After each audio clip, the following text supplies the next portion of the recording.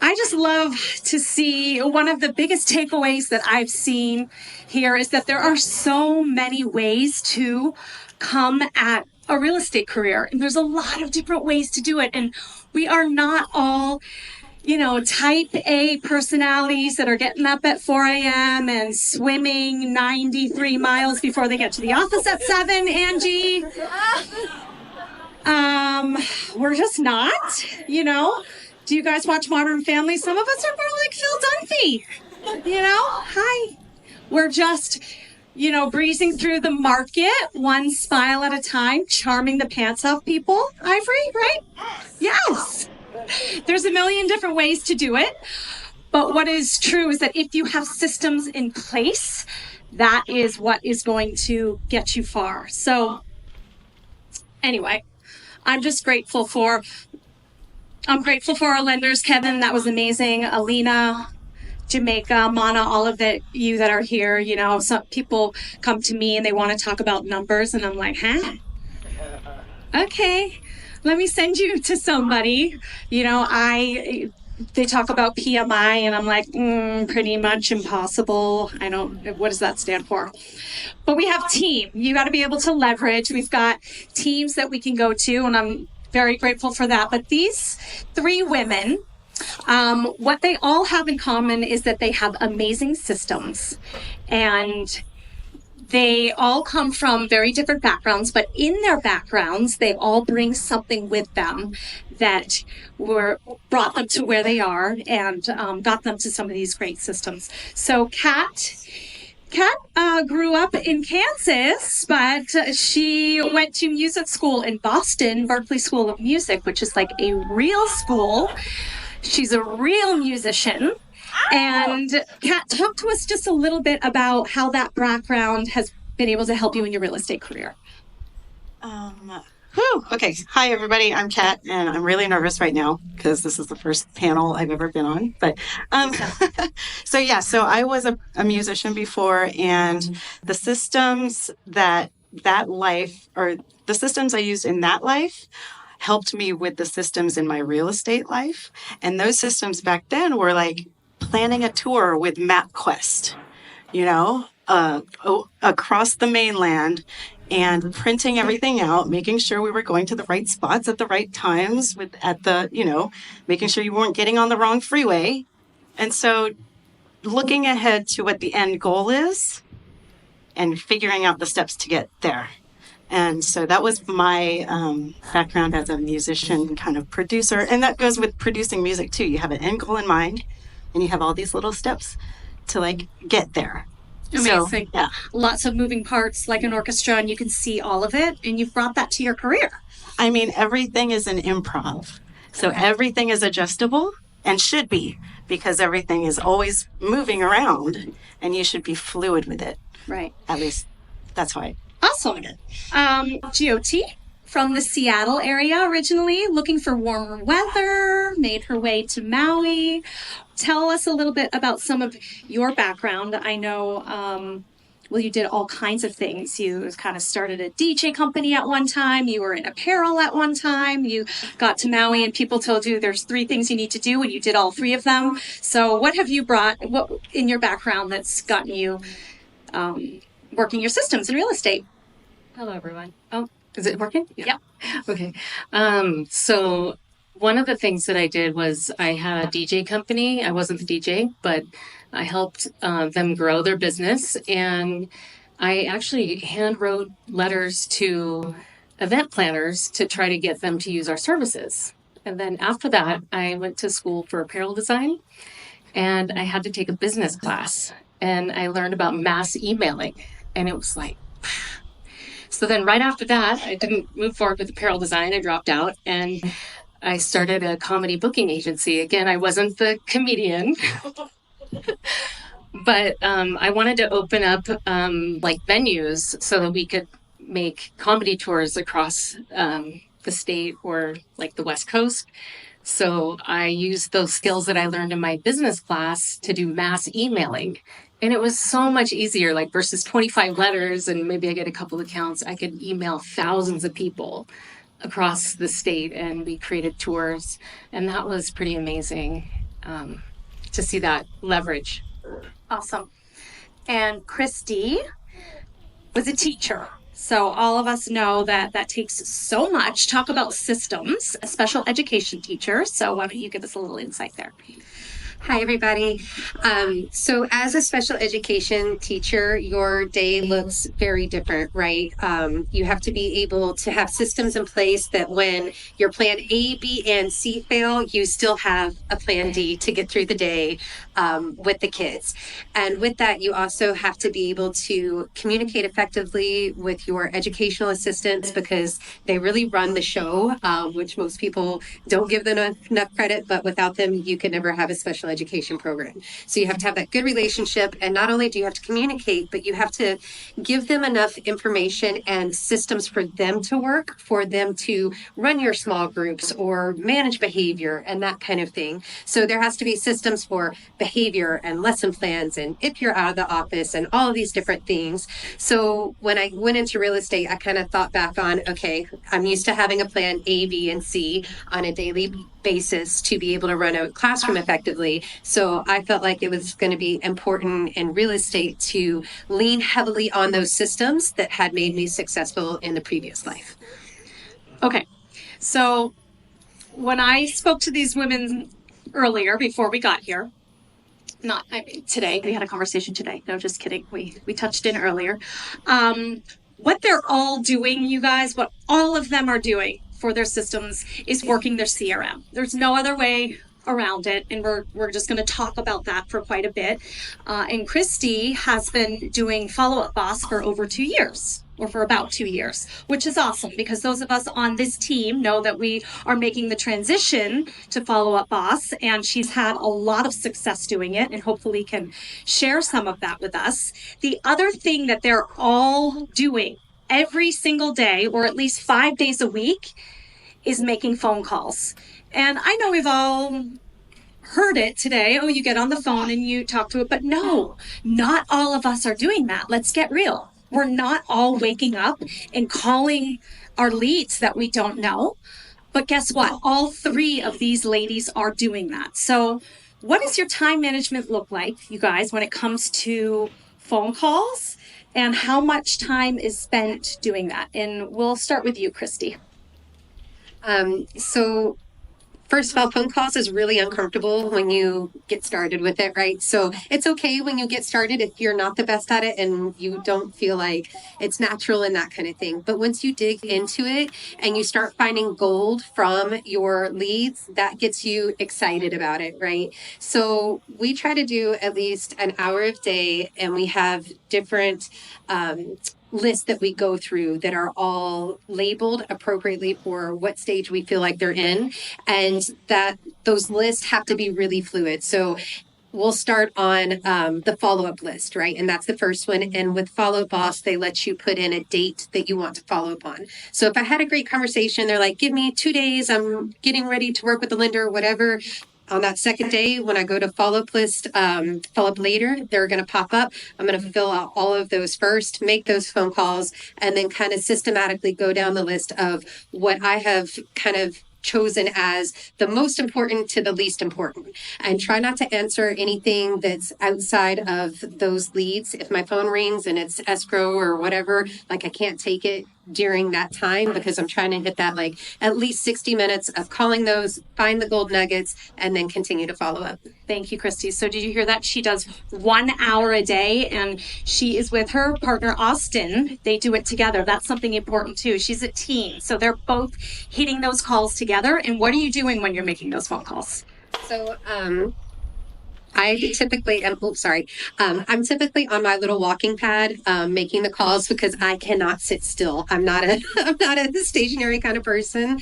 And the other part of our follow-up time, if I get their voicemail, I have kind of a system on so many times I'll leave voicemails and I can look back at the notes versus not. But if I don't connect with them, I'm dialing the next person and Austin's texting whoever I just called and putting in notes. Hey, called on X date, no answer, and then the text is sent. And he's got like this huge list of templates that he made. So we have like 20 different ones of following up. So he just picks one that hasn't been sent to them already. They're all numbered. Boom, send. And I'm already calling the next person and he's listening to see where that phone call is. And if it turns into something, then we have a different process. Okay, so she's exercising and calling at the same time every morning, and she's got a partner and they're tag teaming it. That's pretty awesome. Jyoti, what are your phone call systems look like? I'm a little bit more fluid. Cool. Me too. I pretty much call. I mean, I'll even call on the weekends. I try to have my family time on the weekends. But if I get a little derailed by people giving me to-do lists, then I might make sure that I call on the weekends. I usually call for at least an hour, but sometimes I'll spend a whole day calling. I'll just get in a zone and just keep calling. And if they don't pick up, I also send a text message after, and I usually personalize it by something that I read in the notes from a previous conversation that we had. Like, I was calling to see how your trip went to Japan or whatever, and try to make it personal. And I leave that message just so they can hear my voice and get familiar with me. Awesome. So Kristy's doing hers while she's exercising, and Kat is literally making her phone calls from bed. Yes, I am. Hi, I'm loud and I'm lazy.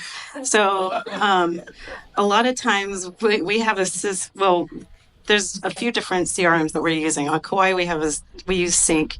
With Dylan's team, we use KV Core, and then now we're going to do Follow Up Boss. But they all kind of, if you know one system, you kind of know how they all work. So I'll wake up and I'll make calls from bed.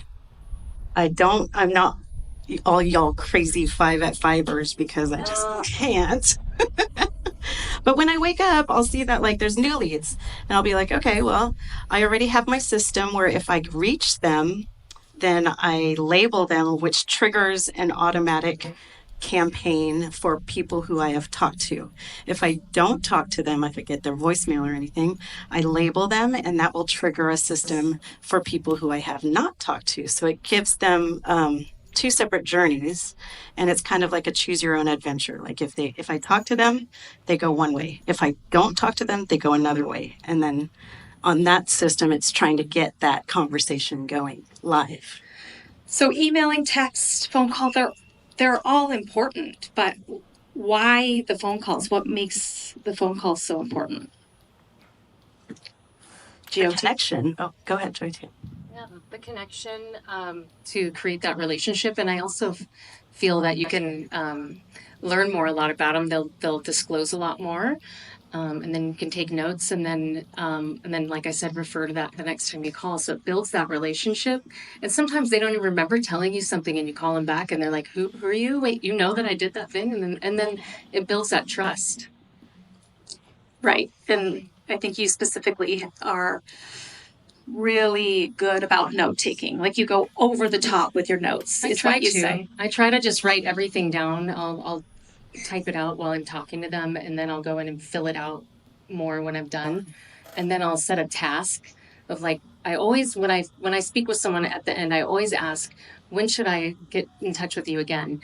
And then they'll tell me, well, I'll get in touch with you in 2 months. I set a task for me to call them in 2 months and 5 days, and then so I always create another reminder of when to connect, and then when I do, I'll follow up with what we had spoken about. So it's not just like, are you getting the search alert, or you know what I mean? Personalize that a little bit. And when you are creating these tasks, all 3 of you, it is inside your CRM, right? With dates and times and tasks. Kristy, why do you feel like it's important to get on the phone? I think it's important, like Jyoti said, for that connection. And I think it's also important for them to understand, like, this is an actual person. They did take notes, or, they remembered me. We're making that connection. And also to give them the opportunity to say no, because sometimes that's okay too, right? You don't want me to keep calling. I need you to answer the phone and say, stop.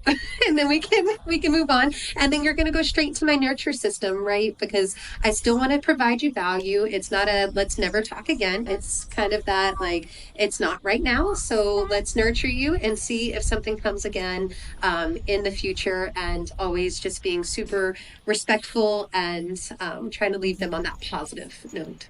Okay. So, Kat, a lead comes in.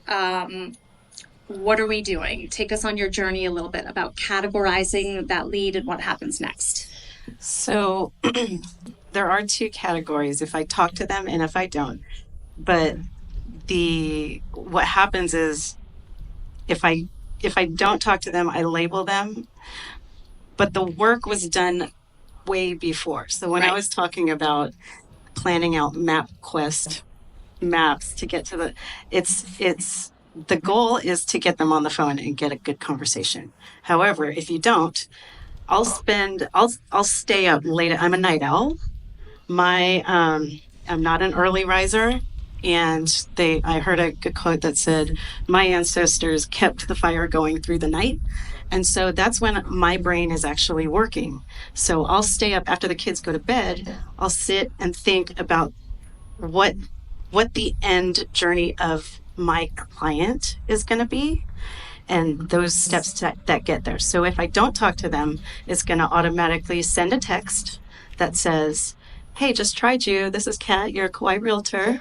Are you looking to make a move in the next few months or just browsing? That follow-up text after a call has generated more connections than anything.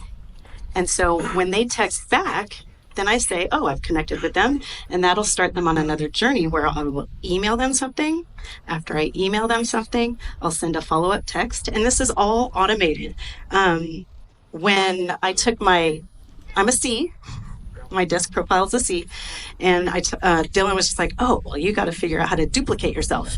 These smart campaigns, and you all are so lucky because Kelly has her smart campaigns and KB Core are just freaking amazing. And I'm trying to rip off and duplicate you. I'm trying to rip off and duplicate you and you. But you want to build a system where it's like you set it and forget it. You press go, and then everything else is working in the background for you so that you don't have to actually do all the texting and mistexting and misspelling and all of that. It's just automatic flow. So was it right when you ladies got your license that you started making these templates, setting it up for yourself, building out your CRM? And how much time do you think should be committed to that? I know it's something that's constantly being tweaked, constantly worked on, but is there an idea, Kristy? When I first started, I had no idea what I was doing. I didn't know what a CRM was, and I tried to keep up with a Google spreadsheet the best I could. So it was not the most efficient in the beginning, and coming to things like this and doing the research led me to Fall Up Boss, which was a game changer and double business.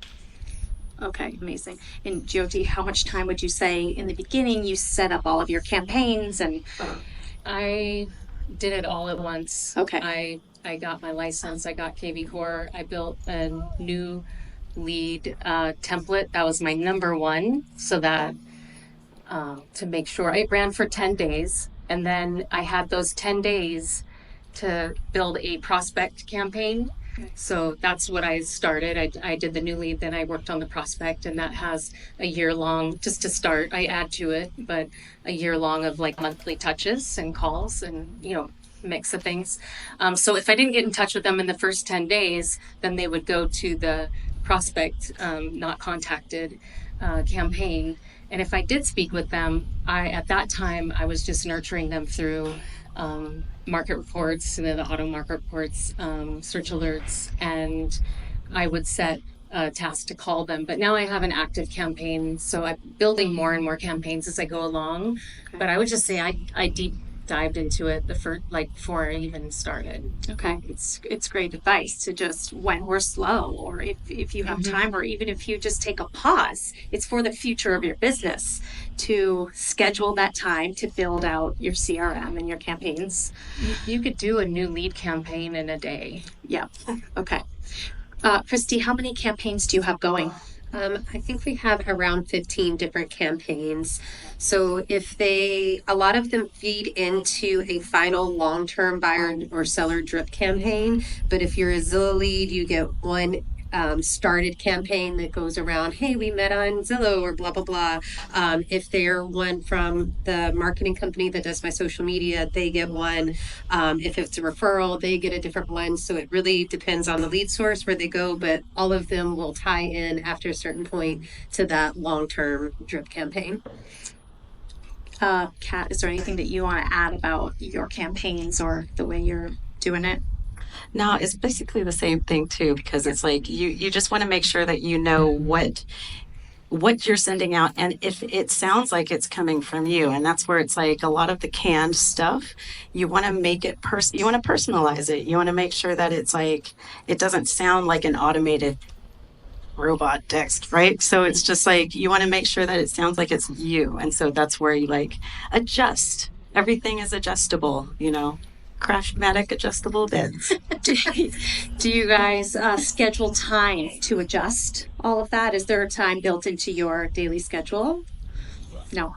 When it happens. Mine is a little bit different because I have Austin running in the background. So Right. he goes through and looks and sees how many times is an email opened, how many times do people unsubscribe because of this email, and then they'll get adjusted based off of that information. Okay, so you're looking at what's being opened, how they're responding to it, and then making adjustments. Yeah, so that's amazing. Okay, so the takeaway with the CRM is set it up beforehand, and you ladies are just constantly tweaking it, and everything you do goes through your CRMs. Is there ever a day in real estate that you're not in your CRM? No. Maybe a Sunday. Maybe a Sunday. Okay. Did you all hear that? It's the other brain that you have. It's the extra, it's the extra brain that's doing all of that other work that this one doesn't need to do. So you're working on setting up your helper brain. It's Okay. the first virtual assistant you need. That's good. Yeah. Right. Yeah. There you go. Start with that virtual assistant, see where you get, and then you can think about other VAs, right? What tools and services do you guys use outside of your CRM, whether it's what tools and services do you pay for or do you use that are helping with your real estate business? Kristy? So I pay for a marketing company to give me ideas to basically run the Facebook ads and Instagram. So a big part of that is going out and finding listings to tour. So now, on average, if I go tour somebody else's listing and throw it on Facebook or Instagram via them, it's 10 to 12,000 views that come off of that, and then I average 3 to 5 leads from them daily. Some of them are junk, but we've closed several from that lead source, so we use that a lot. And then this summer when we got super busy, we did hire a VA. Okay, cool. And you are, I think you told me at the beginning of the month, you are going through and you are figuring out what your social media is going to look like and what houses you're going to tour. Yes. So every beginning of the month, the marketing company sends me my list of ideas, and it'll be 8 to 10 still photos, and then they write all of the ad copy. And the whole goal behind it is to present as a community member, right? I have insight on restaurants. It's not all real estate. Most of it's actually not for that. Oversized Halloween decor. Oh, do you have a big enough garage to store your stuff? So it's kind of cheeky stuff. And I am not a creative person. at all. I'm very analytical. I don't have that part of the brain that's like thinks of cute, funny things. It's not me. So that was one area that I was like, I'm sorely lacking. I definitely need some help. And then when we did that, like my daughter was on the city bus and she took a video of the lady in front of her watching my stuff, and then You're famous. Yeah, that was like a super cool moment because she was like, "Oh, Mom, the stuff that you do in the beginning of the month, it's not stupid. Like people are watching." Congratulations, Kristy. That's how you know you made it. Your daughter saw you on the bus. That's it. Awesome. And would you say that it's worth it? You're paying for this marketing company. Yes. Okay. Great. Jyoti, how about you? What tools are you using outside of your CRM? One of the things I started doing last year is I look up leads if they're on Maui, and I look them up in the tax records and see if they own a property too, unless they told me, that they did. And then I put a link in the CRM to the tax records, and then I add them to a mailer account, so they get postcards. So they're getting touches through mail as well as the CRM. So I'm doing that in hopes that if they're just going to buy, at least they're seeing me and they're getting to see like there's a QR code to scan for a property value for their home. Awesome. So I do that, and then I also pay for a website that has IDX, and it's better for search engine optimization, which is something I've been working on for years. Great. For organic traffic. Yeah, and when we had KB Core, it wasn't necessarily the best, so you used this outside website. There's a problem with the search alert. I don't want to go into it right now, but they said they're going to fix it in this last quarter and the first quarter of next year. Okay. And Kat, I think you are using quite a few tools. What do you have? Yeah, I'm kind of a techie girl, so I'll if something new comes up, I'll try and test it out. And if it works, cool. If it doesn't work, then next. But if it does seem to work, I like to test it out on everybody. So I've been using a lot of different, so there's ManyChat, there's Trello for organization, there's Descript for my video editing.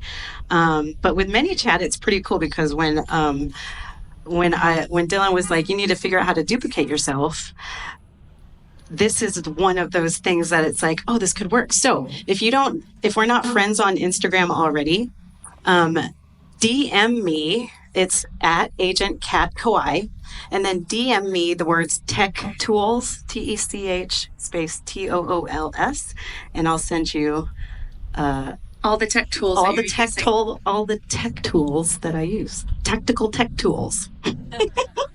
Well, I'm corny obviously, too. I did not use any tech tools, and there's no slides. Dylan was like, okay, you're going to host a panel. I'm like, cool. I'm doing this like in 1998 when I have a speech class.